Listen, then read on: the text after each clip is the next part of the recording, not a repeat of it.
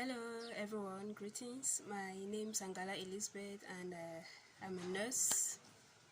So today I want to share with us on gender-based violence. So gender-based violence is that pain that is inflicted on a particular sex.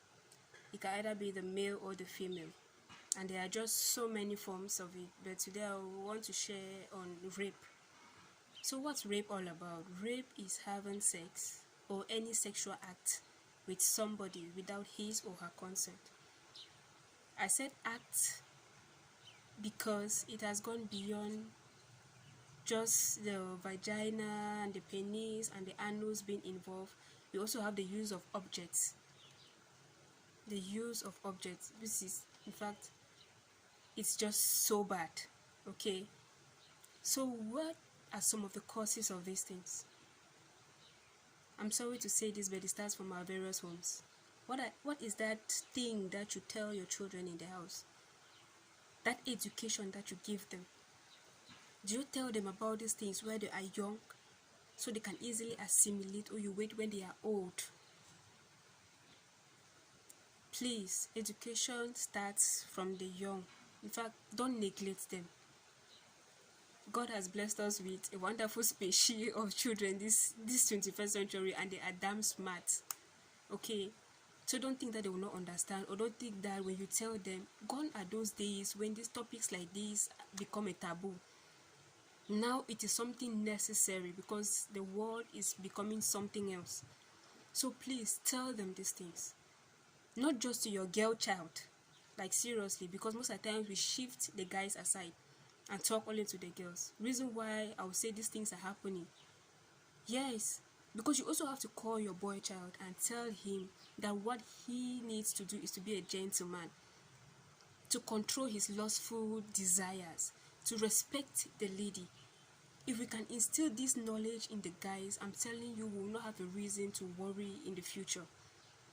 But now we just focus on the ladies, on how to dress, on what not to do, which is good. But then, when they start doing that, and the guys are not aware of all these things, they will still come for them, no matter how decently dressed they are, or no matter what they do. Train your children. Tell them all these things. It's not a taboo, please. You are making a world a better place by letting them know all these things. What are those dresses that you buy for them? You say no, they are young. You go and buy short dresses that exposes their bodies all. You say no, when they grow up, they will change. When they grow up, they are already used to. How do you expect them to change at that level? It starts from when they are still young, so that they will get used to it. And please, kids, don't refuse, okay? There's a way of going about it. Take it, you thank your parents, but tell them that you are not comfortable, that it's not nice. And they will get it for you. Any reasonable parents will do that. Are you aware of their friends? Are you aware of the type of games they do? Can they open up to you without you scolding at them? Because one of the reasons why most of them tend to shy away from it or not to talk about it is because they are scared that when they come to you, you're going to scold at them. You're not even going to listen. Please listen to them. And the people you welcome into your homes, your uncles, your brothers that come and they carry them, calling them my wife, my husband, my this. Can you vouch for them? Even a 3-month-old child is not safe, I'm telling you. We have what we call oral sex. So it takes nothing for that man to insert his penis into that child's mouth. And we know what the child will do. So let's be careful of the people that we allow to come into our homes.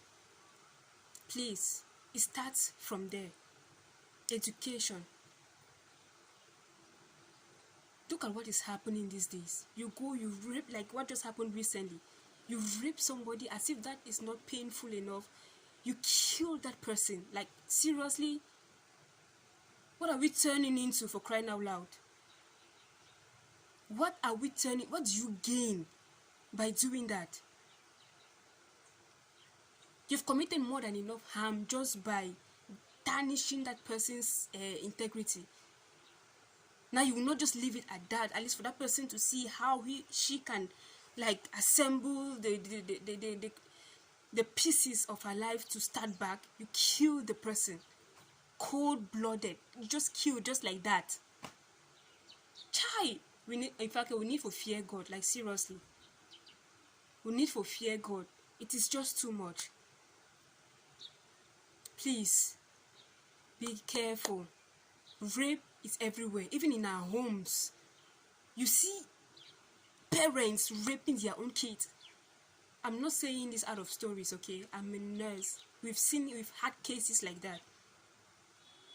Please, victims, if I'm talking to you right now and you are a victim or you know of somebody, please stop.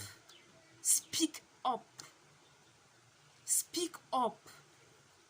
That is the only way for you. That's the first step of recovery. That's the first step for you to recover. Speak out. So that these guys can be sent to jail. So that these guys can pay for what they have done.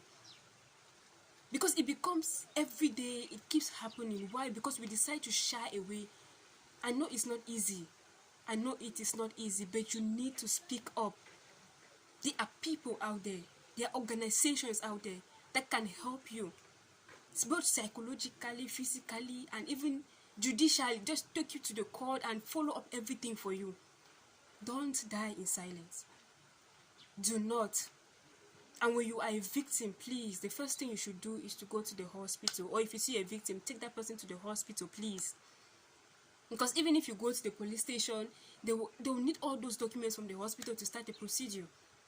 Go to the hospital, that's the first thing. There are some lab tests that will be done, and there will be something like a first aid on you or something. Then when you are stable, then you can then take it to the police station with your documents from the hospital. That from there, they'll be able to follow up your case. Please don't stay in silence. I am begging you. If your parents cannot listen to you, go to a trusted source that can help you out.